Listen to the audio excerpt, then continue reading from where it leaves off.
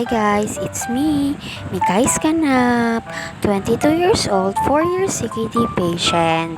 Tara, samahan nyo pala ako ngayong araw ng Miyerkules, kaya eto, dialysis ko na naman. Paglabas ko pala sa may bahay namin, ay nakasakay agad ako ng van. 6 na pala to ng umaga, pero ang dilim pa rin. Makalipas pala ng higit 1 oras, ay nakarating na pala kami sa may city proper.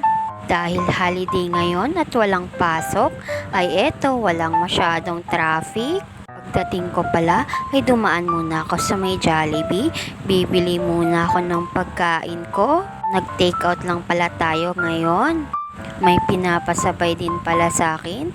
Bibili din daw ako ng pagkain niya sa Jollibee. Makalipas din pala ng mga ilang minuto pag-aantay, ay nakasakay na pala tayo dito. Tricycle na lang pala yung naisipan kong sakyan dahil marami na rin akong dala. Makalipas pala ng mga ilang minuto, ay nakarating na pala tayo sa ospital. Pagkarating ko pala sa may ospital, ay umakyat na pala ako para magpalista ng pangalan. Pagkatapos ko palang magpalista, ay bumaba na ulit ako. Pagkababa ko pala, ay tamang antay lang pala tayo dito. Mahaba-haba pa naman yung oras, kaya naisipan ko na lang pala lumabas dito.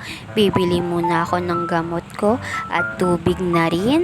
Pagdating ko pala dito, ay dumiretso na pala ako sa may drugstore. Bibili muna tayo ng gamot natin.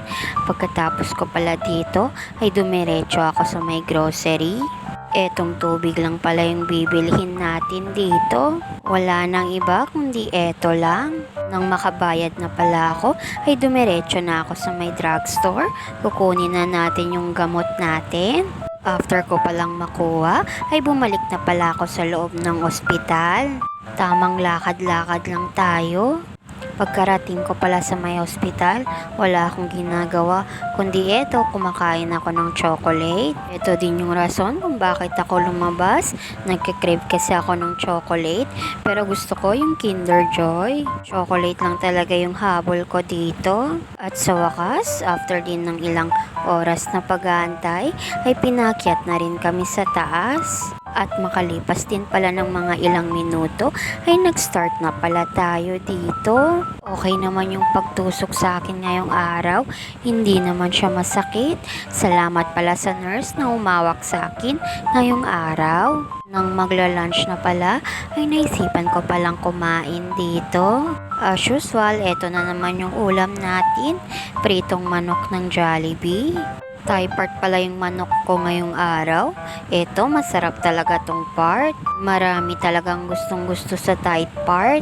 Pero ang paborito kong part ng manok ay wings. At naubos ko pala yung baon ko dito. After ko palang kumain dito, ay tamang antay lang tayo na matapos yung dialysis natin. At may kasama na rin kain. Eto lang talaga yung ginagawa ko. Kain, cellphone, makipagtsikan sa mga watcher.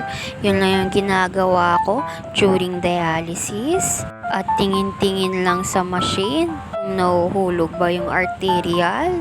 Medyo pangit na kasi yung fistula ko. Ay pangit na talaga. After pala ng 4 na oras na pagda-dialysis, ay tapos na pala tayo dito. Kaya nag-rest muna ako saglit. Medyo masakit pa kasi yung ulo ko, kaya kailangan ko munang magpahinga. Makalipas pala ng mga ilang minuto, ay naisipan ko na palang umuwi. Andito na pala tayo sa may van at pauwi na rin pala tayo. Kaya hanggang dito na lang. Bukas ulit. Salamat!